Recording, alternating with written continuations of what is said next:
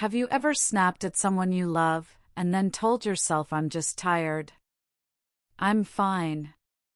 Or watched someone go through something that should have broken them and they're fine. Totally fine. Almost suspiciously fine. Or, and this is the uncomfortable one, have you ever known, somewhere deep down, that something was wrong, and chosen not to know it? That last one. That's the one I want to talk about today. Because that's your brain running a protection program so sophisticated most people never realize it's happening at all. Here's what most people don't know. One of the mechanisms we're covering today is the exact reason people stay in relationships that are slowly destroying them. Another one is literally responsible for some of the greatest art ever made. One of them looks completely like love, but it isn't. And one is so common that you almost certainly used it 3 times before lunch today. Psychologists call these defense mechanisms. There are over 20 of them. Some are quietly keeping you functional. Others are silently costing you the things you care about most.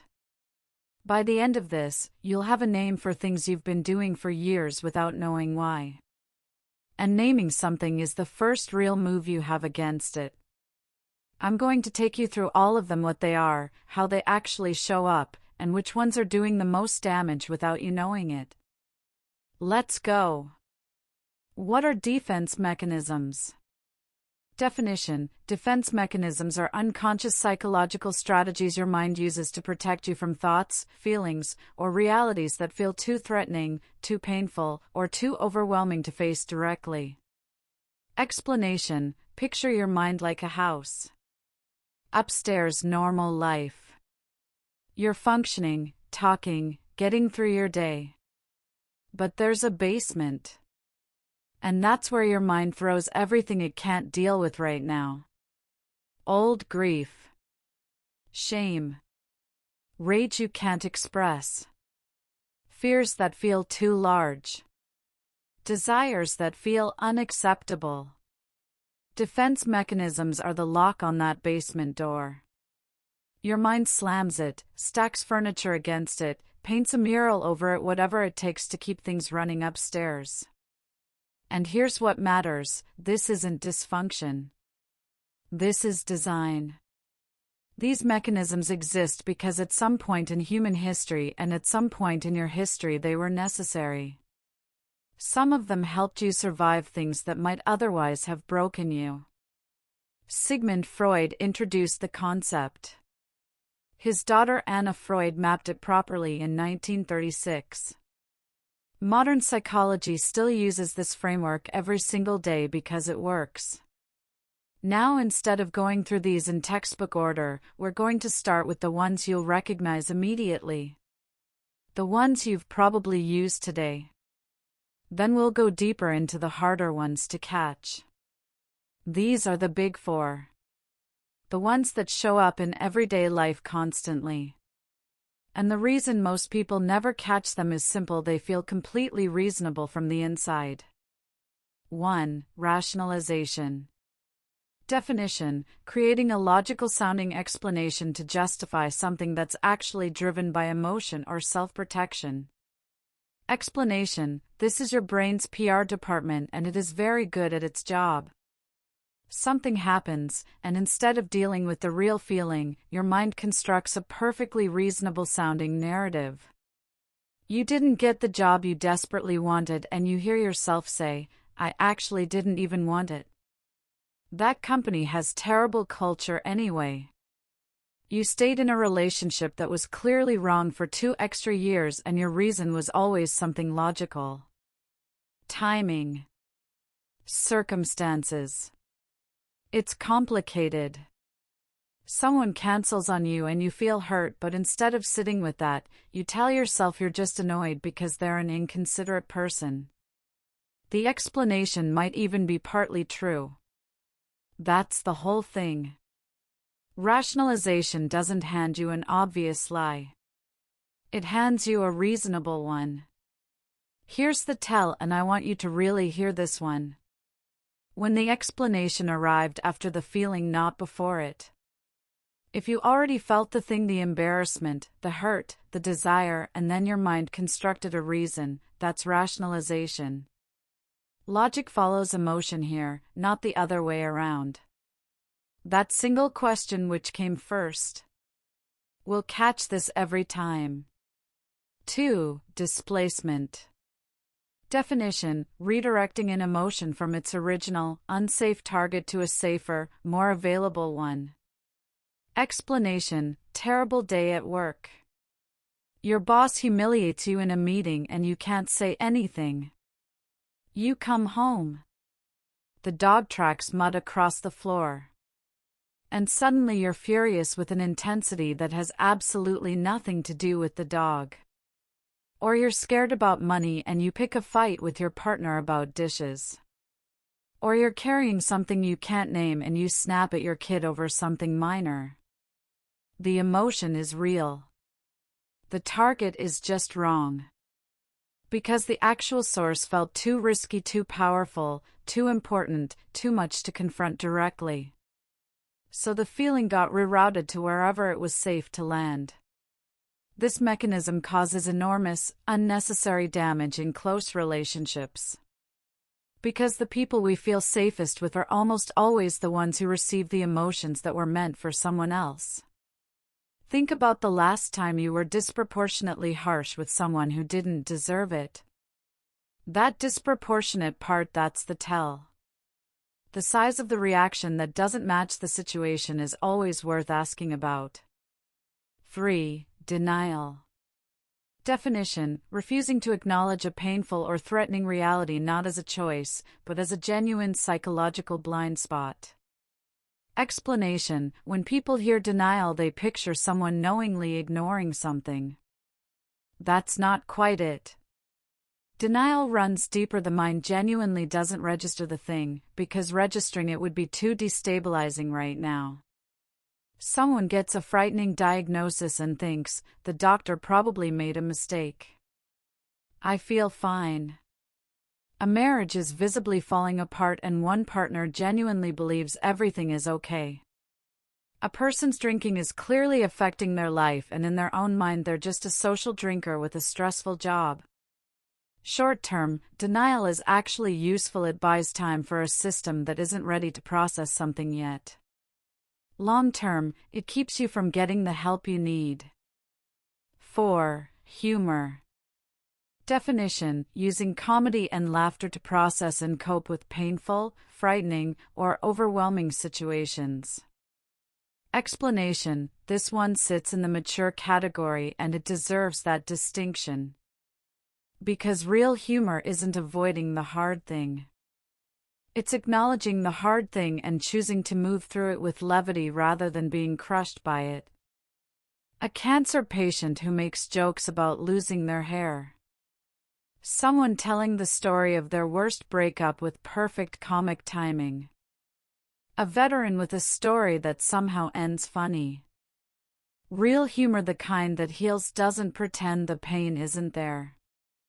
It transforms it into something that can be shared. And shared pain is lighter than the kind you carry alone. The distinction between healthy humor and avoidance? One helps you connect with people around a hard thing. The other keeps people from ever knowing the hard thing exists. Notice what these 4 have in common. None of them feel like defense mechanisms from the inside. Rationalization feels like clear thinking. Displacement feels like justified frustration. Denial feels like optimism. Humor feels like personality. That's the design. They're not supposed to be visible. They're supposed to work before you notice them. Now let's go a layer deeper into the ones that are harder to catch, but just as active. 5. Repression. Definition: unconsciously pushing threatening thoughts, memories, or feelings completely out of conscious awareness without choosing to. Explanation: this is different from suppression, which is a conscious decision to deal with something later. Repression is automatic. You don't choose it. You don't know it happened. Someone who went through something traumatic as a child and genuinely has almost no memory of it. A person who cannot remember ever feeling angry at a parent they loved even though the anger was clearly there. The material doesn't disappear though. It surfaces sideways in unexplained anxiety, in dreams, in physical tension, in an outsized reaction to something that shouldn't be a big deal, and not knowing why. 6. Projection. Definition: taking your own unacceptable thoughts or feelings and unconsciously attributing them to someone else. Explanation: someone carrying deep jealousy but too ashamed to own it starts genuinely believing their partner is the jealous one. Someone with a lot of internal hostility walks through life certain that other people are aggressive and out to get them. Someone with impulses they find unacceptable becomes intensely critical of others who act on those same impulses. You're not deciding to do this. The mind moves the feeling outside of you and places it there, and now you feel completely justified reacting to it in someone else instead of looking at it in yourself. This is why projection is so hard to catch. From the inside, you're just describing reality accurately. The tell is intensity. When your reaction to someone else's behavior is disproportionately strong, when it feels almost personal in a way you can't quite explain, that's the moment worth pausing on. Ask, is this actually about them? Or is this something I recognize in myself? That question, asked honestly, is where projection starts to lose its grip. 7. Reaction formation. Definition: transforming an unacceptable feeling into its complete opposite. Explanation: someone feels intense attraction toward a person they believe they shouldn't, and instead of sitting with that, they become inexplicably, intensely hostile toward that person. Someone with a lot of anger at a family member, who feels enormous guilt about it, becomes over the top, performatively loving. The real feeling got flipped. The intensity stays the same. The direction just reverses. This is behind a lot of the loudest moral outrage you see. The intensity isn't always righteous anger. Sometimes it's a feeling that can't be faced, wearing the costume of conviction. 8. Intellectualization. Definition: using abstract thinking and analysis to stay out of the emotional impact of a situation. Explanation: someone receives a terminal diagnosis. Within days they're deep in research, survival rates, clinical trials, treatment options. They can present on it like a paper. But ask them how they're feeling. Blank. Someone going through a devastating divorce talks only about logistics, timelines, legal strategy, asset division. Never the grief of it. Thinking helps. Planning helps. But when it completely replaces feeling, when it becomes an escape route from emotion rather than a way to process, it keeps you frozen.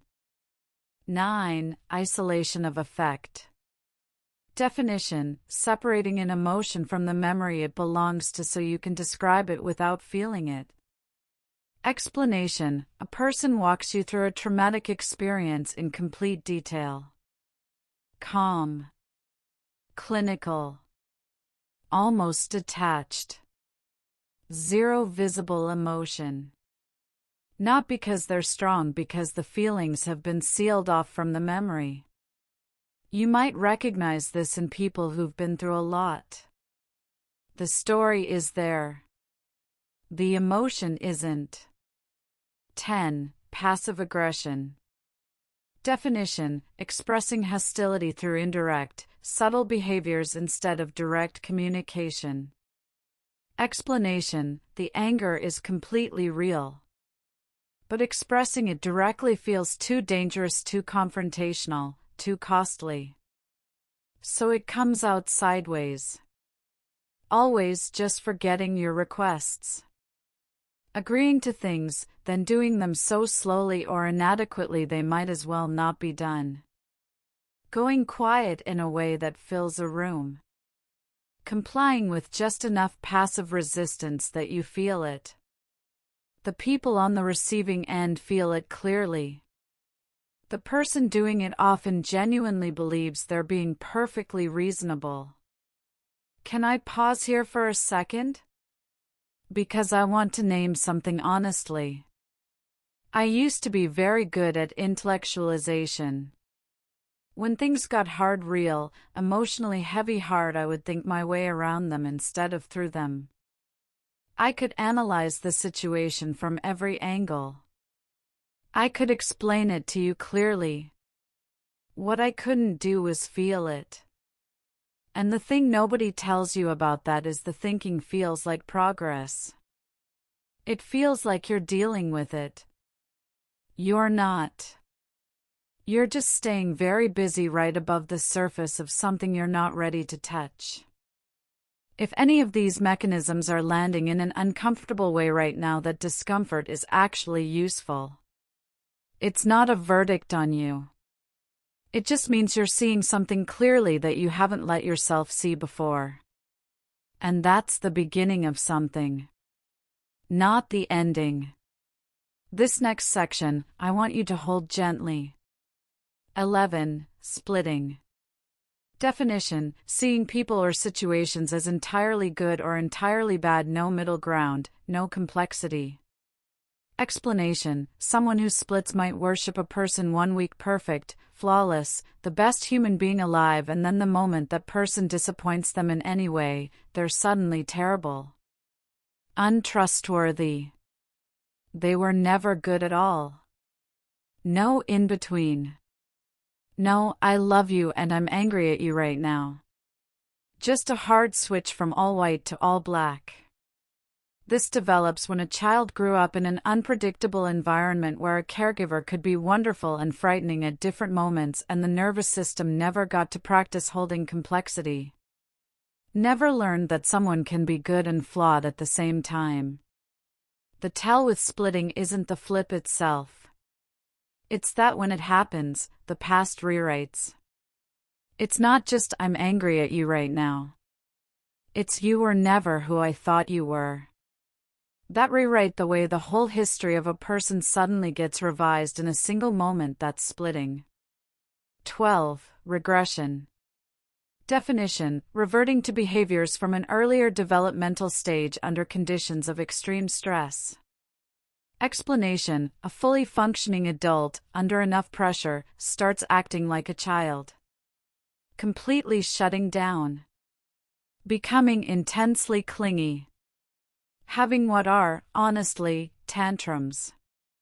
The nervous system, overwhelmed, goes back to what it knew when everything was too big to handle. When you see this in yourself or someone else, the most useful question isn't why are they acting like a child? It's what is so overwhelming right now that the adult self has gone offline. 13. Acting out.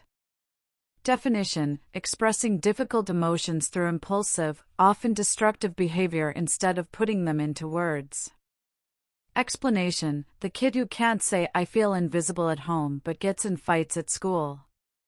The adult who can't say I'm terrified of losing this relationship but blows it up instead, just to be the one who ends it first.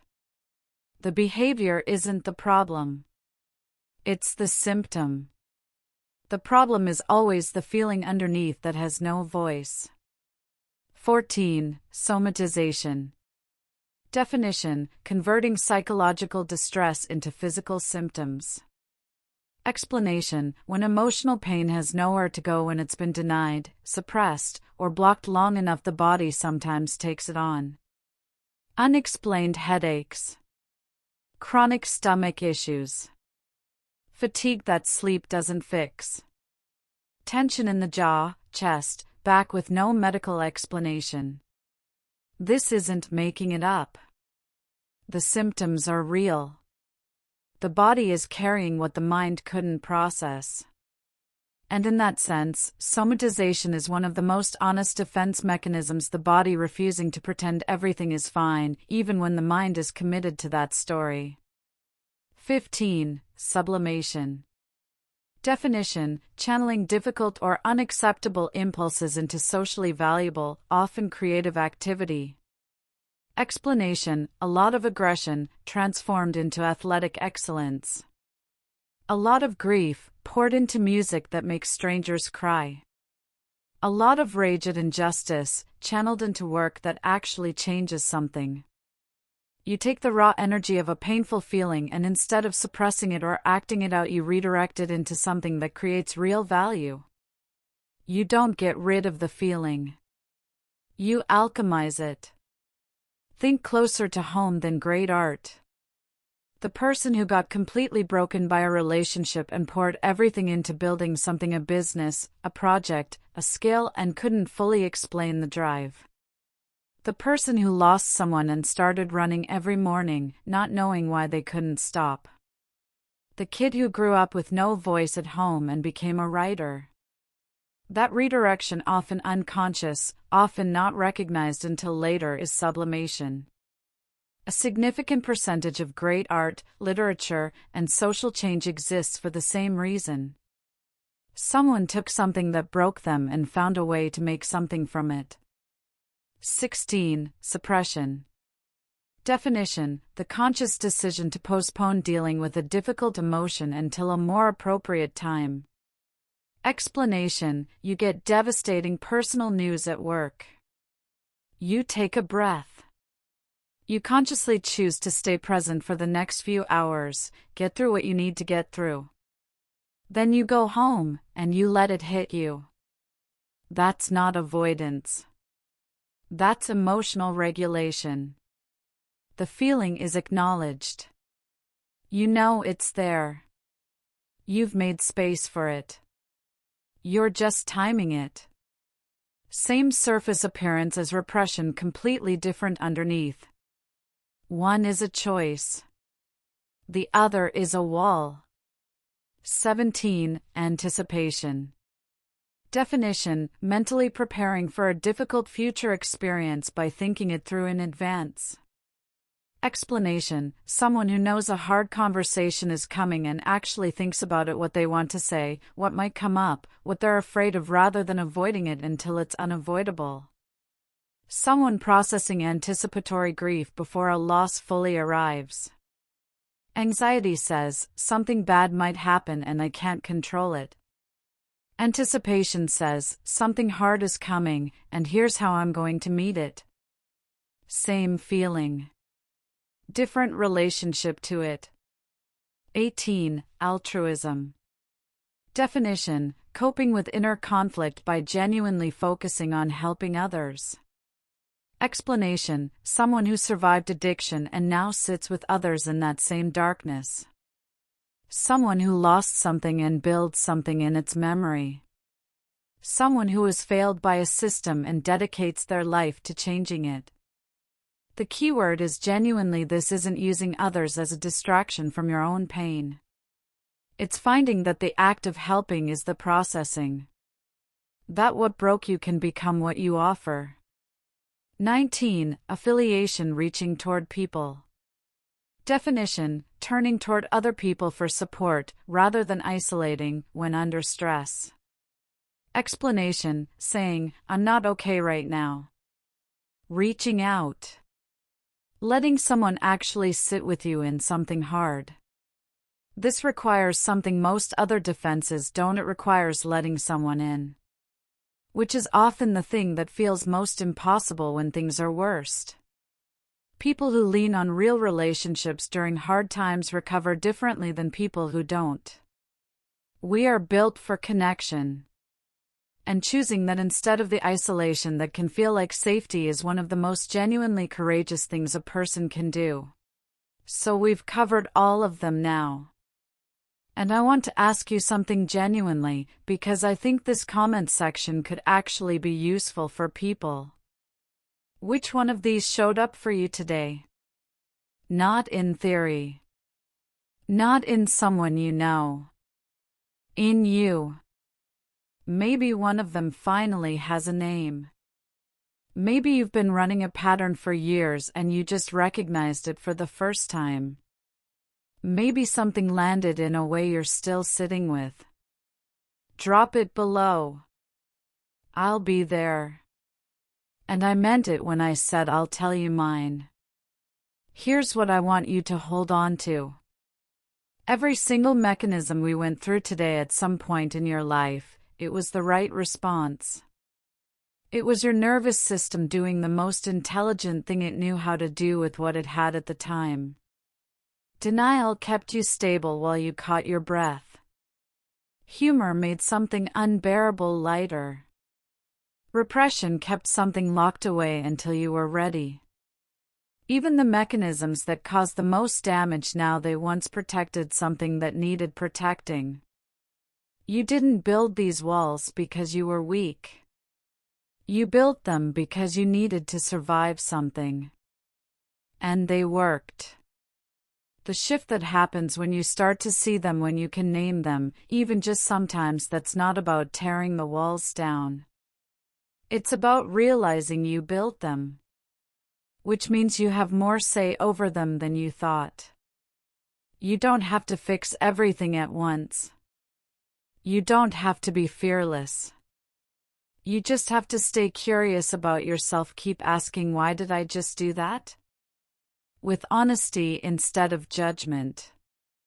That question, asked consistently over time, changes everything. Not because it fixes you were never broken. But because it moves you from unconscious reaction to conscious choice. And that's where real freedom is. If something in here put words to something you've been carrying, that's exactly what this channel is for. Hit like if it helped. Subscribe if you want to keep going. I'll see you in the next one.